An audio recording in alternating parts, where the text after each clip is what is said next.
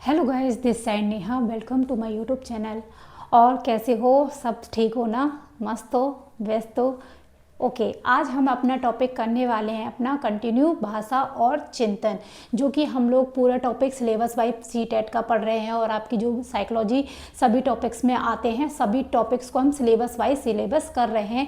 ये सिलेबस पूरा completely syllabus है जो कि आपका बुक को और आपका वेबसाइट से जो सिलेबस दिया होता है वो सभी कंप्लीट है। ओके, अब ये आपको क्लासेस सभी के लिए बेनिफिट होने वाली हैं। तो आज हम करने वाले हैं भाषा और चिंतन। हमारा टॉपिक होने वाला है भाषा और चिंतन, ठीक है, लैंग्वेज एंड थॉट्स। तो आप भाषा से क्या समझते हैं? देखो, भाषा क्या होती है? भाषा से ही तो हम इंसान पहचाने जाते हैं, क्योंकि हम भाषा यूज़ करते हैं। अगर हम भाषा यूज़ ना करें तो हम भी जानवरों और पशुओं की श्रेणी में आ जाएं। वो पशु होते हैं, जो जानवर होते हैं, वो भाषा का यूज़ नहीं करते, वो मानव जाति नहीं होते। हम मानव जाति को एक अपॉर्चुनिटी होती है, हमें एक अर्जित होती है पहले से ही कि हम भाषा का यूज़ करते हैं। तो भाषा होती क्या है? मेन पॉइंट ये कि क्या है भाषा, लैंग्वेज क्या है?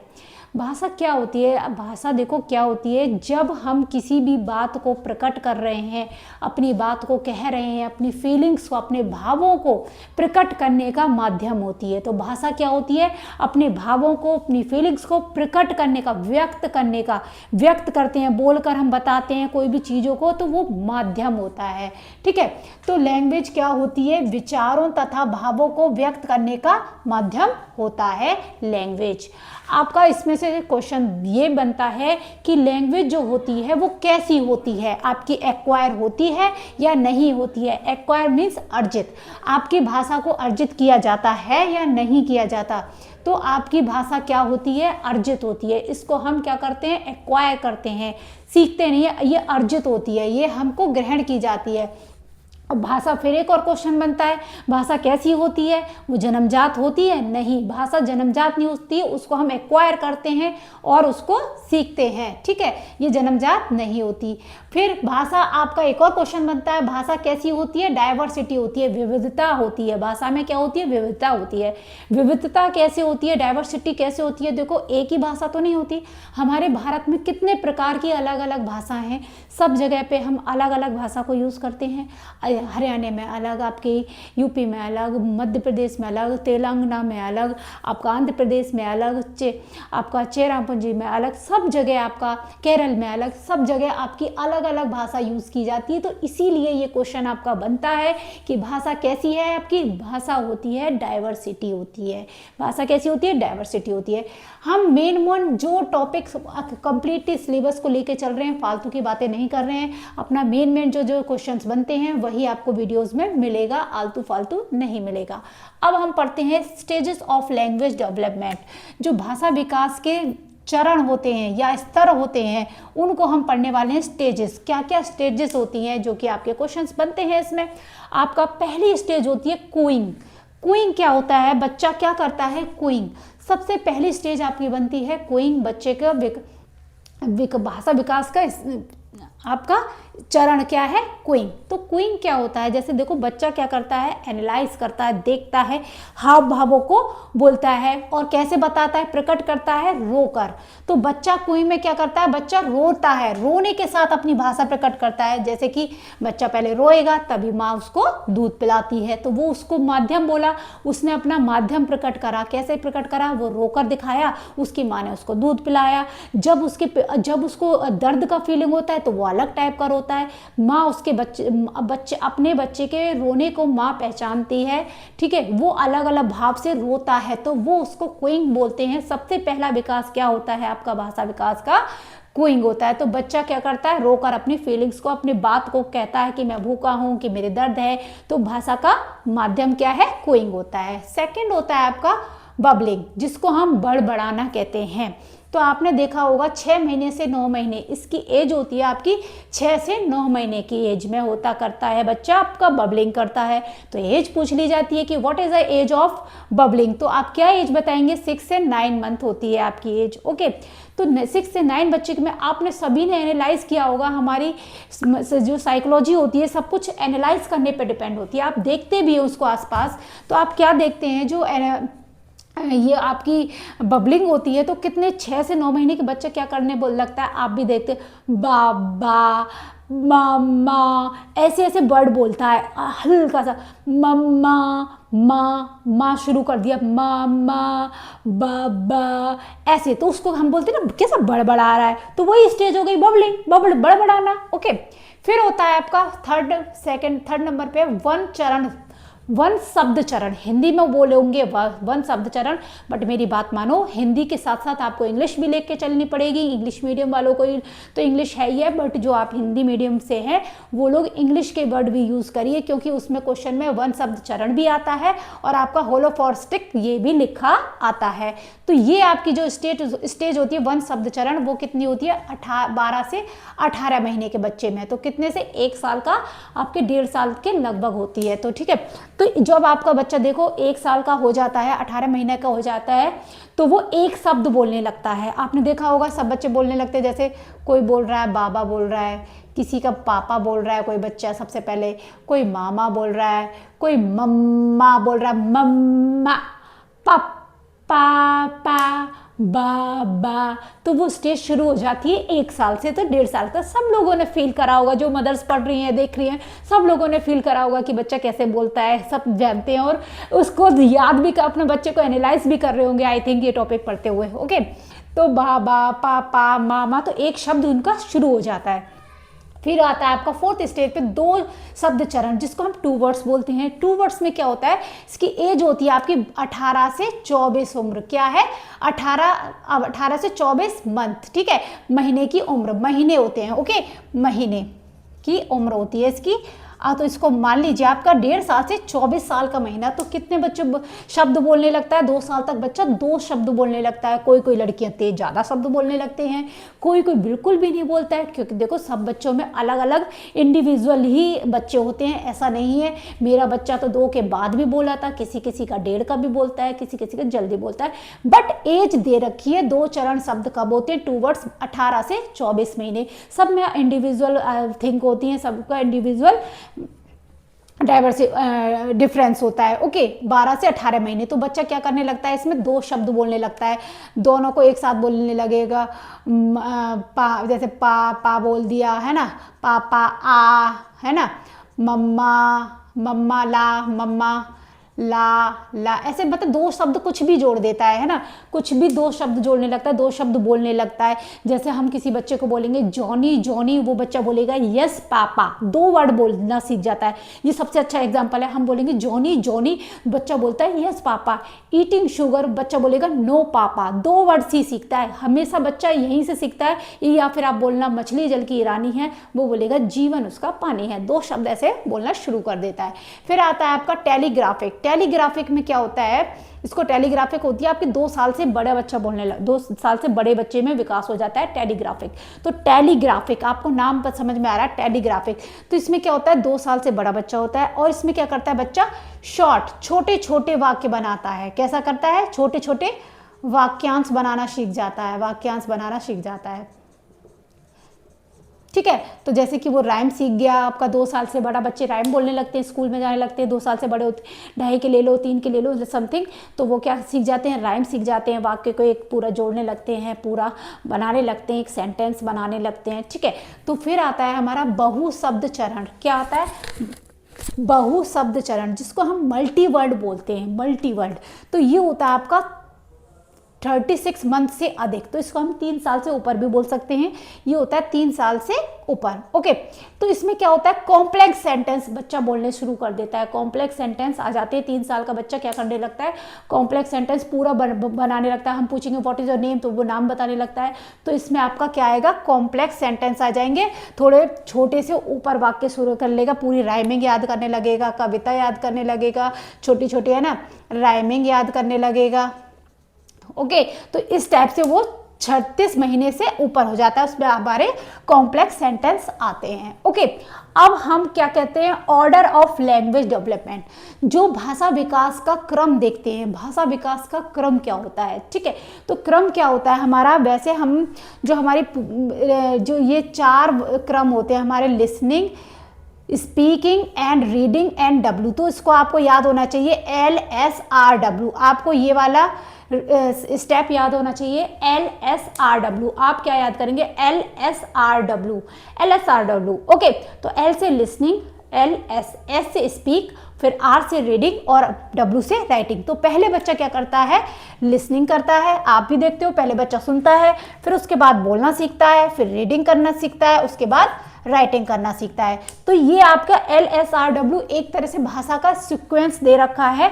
और वैसे हम देखते हैं एज वाइज की कितने एज में कितना सीखता है बच्चा। ओके, तो फर्स्ट इसका है ध्वनि की पहचान। सबसे पहले क्या करेगा बच्चा, ध्वनि की पहचान करेगा। तो ध्वनि की पहचान पहला चरण होता है, पहला क्रम, सबसे पहला क्रम क्या होता है, बच्चा ध्वनि की पहचान करता है। ध्वनि की पहचान करने का उसका टाइम होता है 6 से लेकर 7 महीने की उम्र में। सबसे बच्चा पहले पहचान करता है, 6 से 7 महीने का बच्चा क्या करने लगता है, पहचान करने लगता है, ध्वनि की पहचान करने लगता है, वो सबको समझने लगता है। हम लोग कहेंगे, हम ही उसको सिखाते हैं, बोले बोलो बा बा, हम ऐसे बोलते हैं तो वो उसको पहचान करता है, फिर बोलना सीखता है। अपने आप तो नहीं सीखने से जाता, अपनी मम्मा अपने आप सीख जाता, पहले वो पहचान करता है हमारे, हम उसको सिखाते हैं तब वो उसको बोलता है। फिर सेकंड नंबर पे आता है आपका ध्वनि उत्पन्न करना। तो बच्चा जब सीख जाता है, ध्वनि को पहचान करने लगता है, तो सेकंड आपका क्रम आता है ध्वनि उत्पन्न करना। तो ध्वनि उत्पन्न करने की एज होती है 8 से 9 महीने तक। ठीक है, तो ध्वनि उत्पन्न कैसे करता है, जब हम बोलते हैं बच्चे को राधे राधे, तो बच्चा भी रिपीट करता है, पहले उसको सुनता है राधे राधे, और फिर वो ध्वनि भी सुनता है, ऐसे स्टेप भी देखता है, पहचान करता है, तो वो भी सीखता है राधे राधे। हम बोलेंगे हेलो, वो हेलो करना सीखता है। हम बोलेंगे बाय बाय, तो वो बाय करना भी सीखता है। तो वो कौन सी एज है आपकी, 8 से 9 महीने का बच्चा। आपने देखा होगा 8 से 9 के महीने के बच्चे ताली बजाना राधे राधे राधे, मोस्टली सभी बच्चे राधे राधे ऐसे ऐसे करना सीख जाते हैं, तो वो ध्वनि उत्पन्न कर देता लगता है। थर्ड होती है आपकी शब्द एवं वाक्यों का निर्माण। तो थर्ड में क्या करता है, शब्द और वाक्यों का निर्माण करना लगता है। उसकी एज होती है आपकी 2.5 से 3 वर्ष तक। तो शब्द एवं वाक्यों का निर्माण करने लगता है। कैसे करने लगता है, जब वो पहचानने लगता है, फिर वो सेंटेंस बोलने लगता है। ठीक है, तो वो 2.5 से 3 वर्ष की आयु में। फिर क्या करता है बच्चा, उसकी फोर्थ क्रम है लिखित भाषा का प्रयोग। तो लिखित भाषा का प्रयोग की एज है 3 से 4.5 वर्ष। तो देखा होगा आपने 3 साल का बच्चा लिखने लगता है। पहले तो वो बच्चे प्री नर्सरी में या प्ले में जाते हैं 3 साल के होते ही, फिर वो ABCD सीख जाते हैं, अल्फ़ाबेट सीखने लगते हैं और 1 2 3 सीखने लगते हैं। उसके बाद वो LKG में छोटा बड़ा भी सीखने लगते हैं, आपके स्वर और व्यंजन। तो यहाँ पे लिखित भाषा का प्रयोग कब से होने लगता है, 3 साल से 4.5 वर्ष तक। यहाँ पे बच्चे लिखना शुरू कर देते हैं, अल्फ़ाबेट लिख दिया आपका, है ना, सब कुछ शुरू कर देते हैं, कलरिंग करने लगते हैं। ठीक, फिर 5 नंबर पे आती है भाषा विकास की पूर्ण व्यवस्था।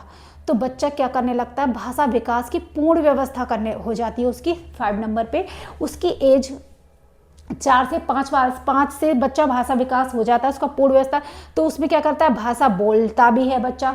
5 साल का बच्चा आप कहीं भी छोड़ दो, जैसे मैंने अंग्रेजों के यहाँ छोड़ दिया अपना, कोई भी बच्चा उठाया, आपका कोई भी स्टूडेंट उठाया, मैंने 5 साल के लिए वहाँ छोड़ दिया, 1 साल से लेके विदेश में छोड़ दिया, तो वो 5 साल तक इतना प्रॉपर हो जाता है कि वो वहीं की लैंग्वेज बोलने लगता है। तो भाषा का पूर्ण विकास हो जाता है 5 साल तक बच्चा। फिर उसको हमें सिखाने की ज़रूरत नहीं पड़ती, वो क्या करता है, एक्वायर करता है, अर्जित कर लेता है, सब कुछ सीख जाता है। ठीक है, तो वो कितने एज तक भाषा विकास का पूर्ण व्यवस्था हो जाती है, वो बोलना भी सीख जाता है, लिखना भी सीखता है, पढ़ना भी सीखता है, तीनों तरह की शक्तियों का उसका विकास हो जाता है, पढ़ने का भी, बोलने का भी, सबका। ओके, फिर आता है हमारा भाषा और विकास चिंतन को प्रभावित करने वाले कारक, फैक्टर। ठीक है, क्या क्या फैक्टर हैं जो हमारे भाषा और चिंतन को प्रभावित करते हैं, जो लैंग्वेज को हमारे को डिस्टर्ब करते हैं, फैक्टर क्या क्या फैक्टर हैं उसके प्रभावित करने के। तो फर्स्ट होता है आपका जैविक कारक। ठीक है, तो जैविक कारक क्या होता है, बायोलॉजिकल जैविक कारक भी आपका भाषा का होता है। किसी की भाषा कैसी है कैसी नहीं है, वो जैविक हमारी पीढ़ी दर पर डिपेंड करती है, पीढ़ी पर। जैसे कि हम जैसी भाषा हम बोलेंगे, हम परिवार बोलेगा, उनके आसपास के पड़ोसी बोलेंगे, जो भी बोलेगा परिवार एक्वायर करेगा बच्चा, तो वो कैसे करेगा, जैविक के कारक जो बायोलॉजिकल होती है उसकी। फिर आता है आपका सेकंड नंबर का सामाजिक कारक, जिसको हम सोशल फैक्टर बोलते हैं। थर्ड नंबर पे आता है शैक्षिक कारक। तो सामाजिक कारक पहला हो गया जैविक कारक, जिसमें परिवार आ गया, पीढ़ी दर पीढ़ी जो परिवार हो गया आपका, आस पड़ोस का, ये सब आ गए। सामाजिक कारक सोशल फैक्टर जो आसपास का जो उसकी भाषा है, कैसी सामाजिक भाषा है, वो उसको प्रभावित करता है। थर्ड नंबर पर आता है आपका शैक्षिक कारक, जिसको एजुकेशनल फैक्टर बोलते हैं। तो जैसे एजुकेशनल फैक्टर होगा उसका, वो उसको प्रभावित करेगा। अब हम लोग देख लेते हैं भाषा और चिंतन के आपके सिद्धांत, जो कि वेरी वेरी इंपॉर्टेंट है, सिद्धांत पूछे जाते हैं। ओके, अब हम पढ़ने वाले हैं भाषा विकास के सिद्धांत। भाषा विकास के सिद्धांत देखते हैं। 100% लिखवा लो, 100 नहीं 120% लिखवा लो। इस टॉपिक में से 1-2 क्वेश्चन जरूर बनते हैं।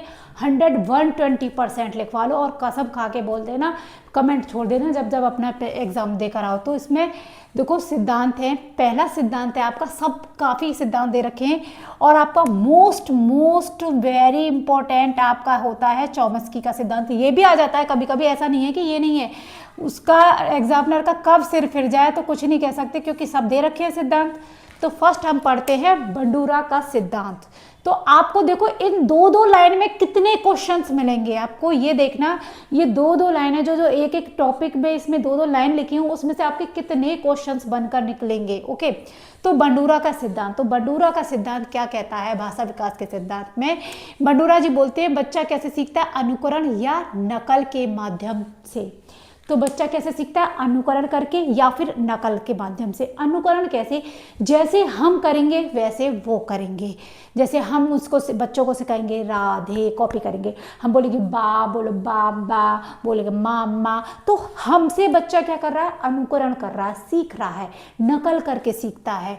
तो वो बंडूरा का सिद्धांत कहाँ पे सीखता है, परिवार से सीखता है, आस पड़ोस से सीखता है, और आपका समाज से सीखता है। किससे सीखता है, समाज से सीखता है।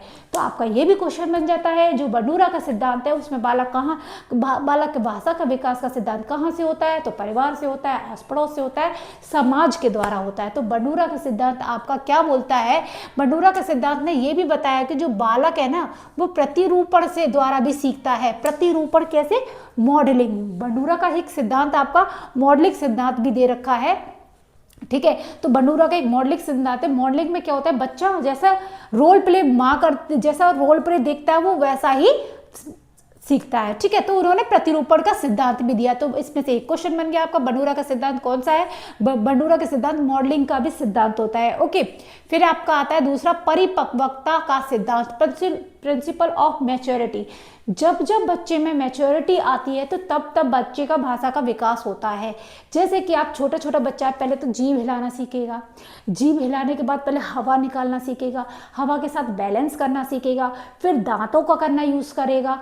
तो वो परिपक्वता, जैसे उनका जो नियंत्रण करना सीख जाता है, अपनी बॉडी की जो जीभ है, गला है, तालू है, होठ है, दांत है, और स्वर यंत्र, जो स्वर यंत्र होते हैं आपके पूरे, उन पे जब वो नियंत्रण करना सीख जाता है, बैलेंस करना सीख जाता है, तो वो भाषा बच्चा सीख जाता है, उसका भाषा का विकास हो जाता है। तो यही बोलता है परिपक्वता का सिद्धांत, मैच्योरिटी ऑफ आपका प्रिंसिपल ऑफ मैच्योरिटी क्या बोलती है, बच्चे का अवयवों या स्वरों पर नियंत्रण। तो स्वर क्या आ गए आपके, देख लीजिए। ओके, तो जो बच्चा स्वरों पर नियंत्रण कर लेता है तो उनमें मैच्योरिटी आ जाती है। जैसे जैसे मैच्योरिटी मतलब बोले तो बच्चे की एज बढ़ती है तो मैच्योरिटी आती है, तो भाषा सीखने लगते हैं, ठीक है।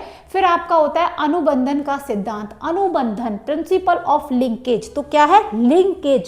लिंकेज मतलब किसी भी चीज को लिंक कर सीखना, तो जोड़कर सीखना, किसी भी चीज को हम जोड़कर, तो किसी वस्तु से जोड़कर बताना, जैसे जिसको हम बोलते हैं मूर्त, ठीक है। तो मूर्त मतलब किसी बच्चे को हम जोड़कर भाषा का विकास कराएं, सिखाएं। तो हम जैसे कि मैंने बच्चे को दिखाया, ये क्या है, मैंने जोड़कर सिखाया, उसको बोलकर सिखाया कि ये मार्कर है, बट कैसे, अनुकरण, उसको दिखाया। मैंने क्या करा, जोड़कर बताया, बोला, तो उसको क्या करा, मैंने दिखाया, शो अप करा, मूर्त करा, उसको दिखाया। कोई भी चीज मूर्त करी जाएगी, प्रेजेंट करी जाएगी। अनुबंधन मतलब जोड़कर, किसी वस्तु को जोड़कर से सीखना, उसको क्या बोलते हैं हम, भाषा का विकास होता है। जैसे अनुबंधन और साक्षर का योगदान इसमें भाषा के विकास में बहुत महत्वपूर्ण होता है। तो अनुबंधन का सिद्धांत किस बात पर डिपेंड करता है, किसी वस्तु को जोड़कर हम बच्चे को बताएंगे तो वो बच्चे की भाषा का विकास होता है, ठीक है।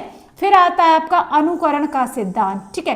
तो प्रिंसिपल ऑफ इमिटेशंस, तो इसमें क्या होता है, अनुकरण का सिद्धांत मतलब नकल करके। बच्चा अनुकरण करेगा तो कैसे करेगा, कॉपी करेगा।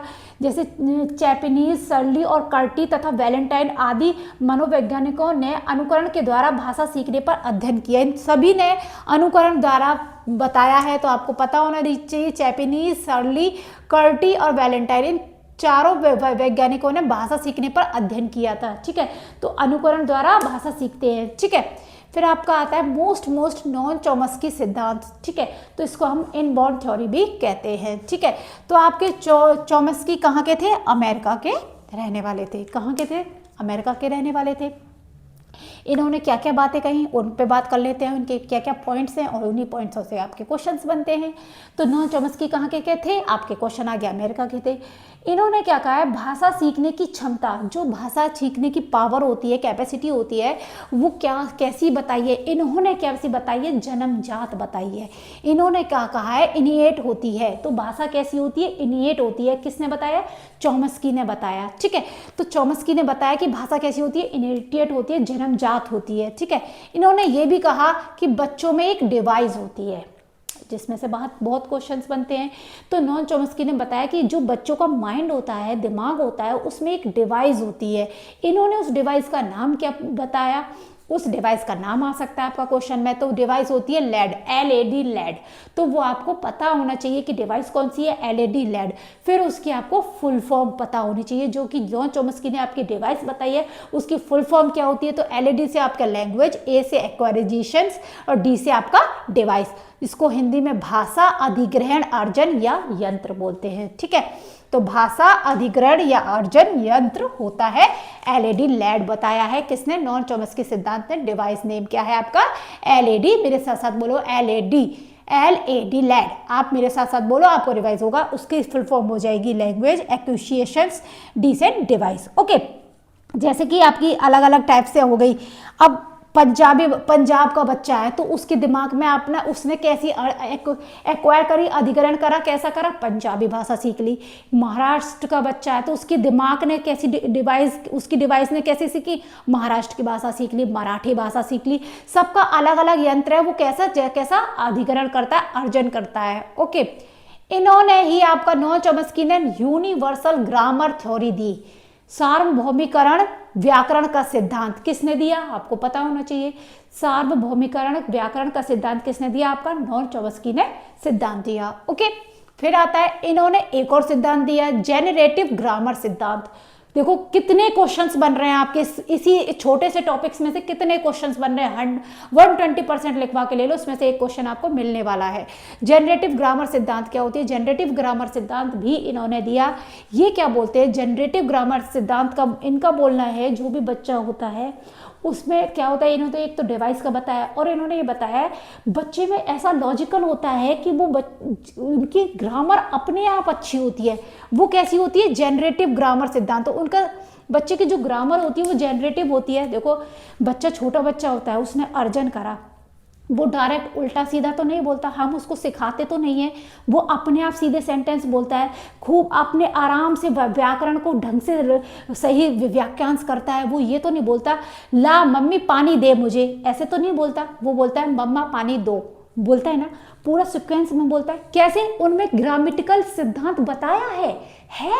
आप खुद एनालाइज करो। है बच्चा ये बोलता है मम्मा मैं जाऊं, मम्मा मैं बाहर खेलाऊं, तो उसमें उसने बच्चे ने, हमने सिखाया था कि ऐसे ग्रामर सीखो बेटा। नहीं, पहले मैं बोला जाता है, फिर बाद में जाता है, फिर वर्ब आती है, फिर ये कुछ नहीं सिखाया हमने। तो वो कैसा सीखा उन्होंने, जन्मजात सीखा, अर्जन किया। किससे किया, समाज से, परिवार से, हम लोगों से अर्जन किया। तो वो क्या करता है बच्चा, उसमें क्या होता है, जेनरेटिव ग्रामर सिद्धांत। तो जेनरेटिव ग्रामर सिद्धांत होता है बच्चे में, पहले वो अपने आप ही वाक्यांश को वाक्य के आधार पर सीखता है, क्योंकि उसमें पहले से ही ज्योमेट्रिक ग्रामर होती है। जैसे बच्चे शब्दों की निश्चित संख्या से अनुकरण करके वाक्यों को, नए वाक्यों में और वाक्यों को निर्माण करते हैं। तो वो अपने आप ही निर्माण करते हैं, अपने आप ही सीखते हैं। पहले ये बोला जाता है, ये बोला जाता है, वो अर्जन कर लेते हैं, उसी के माध्यम से वो जेनेटिक ग्रामर का सिद्धांत फॉलो कर देते हैं। ठीक है, जो हमारे, और इन्होंने बताया ग्रामर कैसी है, जन्मजात होती है, ठीक है। तो जन्मजाति होती है जब बच्चा अपने आप ही सीख रहा है, वो बोल रहा है मैं बाहर खेलने जाऊं, बाहर खेलने जाऊं, तो और उसने पूरा प्रॉपर वाक्यांश करा, प्रॉपर आपका यूज करा, सभी ग्रामर यूज करी उसमें, तो करते हैं, ठीक है। फिर आता है आपका चौमस्की भाषा के 2 लेवल बताए हैं, इसमें से क्वेश्चंस बनते हैं आपके, इंपॉर्टेंट है कि 2 लेवल चौमस्की भाषा के कितने 2 लेवल्स हैं। पहली होती है सतही संरचना, दूसरी होती है गहरी संरचना। 2 लेवल दिए हैं आपकी, सरफेस लेवल और डीप लेवल, ठीक है। जो सतही लेवल होती है, जो आपकी सरफेस लेवल होती है, इसमें ध्वनियों तथा शब्दों को जानता है बच्चा। क्या होता है, सतही लेवल, सतही सरफेस में क्या होगा, ध्वनियों को सीखेगा और जान जाएगा और शब्दों को। फिर आता है आपका डीप लेवल तो सभी जानते हैं, डीप लेवल सीख जाएगा, ज्यादा सीख जाएगा। इसमें शब्दों के ज्ञान का अर्थ भी सीख जाता है। जैसे शब्द का अगर अर्थ सीख गया, पहले उसको बोलना सीखा, सरफेस सीखा, उसको अर्थ नहीं पता, आना क्या होता है, जाना क्या होता है, पर वो उसको यूज करता है। फिर बाद में वो उसको अर्जन ज्ञान मतलब सीखने लगता है, उसका अर्थ पता लगता है कि ये होता है, ये होता है, तो वो उसका अर्थ सीख जाता है। ये था हमारा नॉन चॉम्स्की का सिद्धांत। 101% लिखवा लो कि इसमें से आपका क्वेश्चंस बनाएगा। अब आपको प्लीज़ अच्छी लगे वीडियो तो लाइक ज़रूर करना, ज़्यादा से ज़्यादा सब्सक्राइब करना, ज़्यादा से ज़्यादा शेयर करना। इसके बाद इस आपके नॉन चॉम्स्की ने इसमें आपको 3 थॉट दे रखे हैं, चॉम्स्की ने भी दे रखा है, पियाजे ने भी दे रखा है, आपका दूसरा स्किनर ने भी देखा है। उसको हम अलग वीडियो में देखेंगे कि उसका क्या क्या इन्होंने अपना डिफरेंस बताया है, जिसमें कि आपके क्वेश्चन उसमें से भी बनता है, उसमें आपका कंफ्यूजन दूर हो जाएगा। तीनों ने अपना अलग अलग क्या क्या अपने बात रखी हुई है, वो हम अलग वीडियो में देखेंगे। इसके बाद हम नेक्स्ट वीडियो में इसी का टॉपिक आपका पार्ट 2 चलेगा, जिसमें हम चिंतन देखेंगे, चिंतन के प्रकार, टाइप, सिद्धांत, एवरीथिंग। अब हमने चलते हैं, नई वीडियो में मिलते हैं। Bye bye, thank you, take care.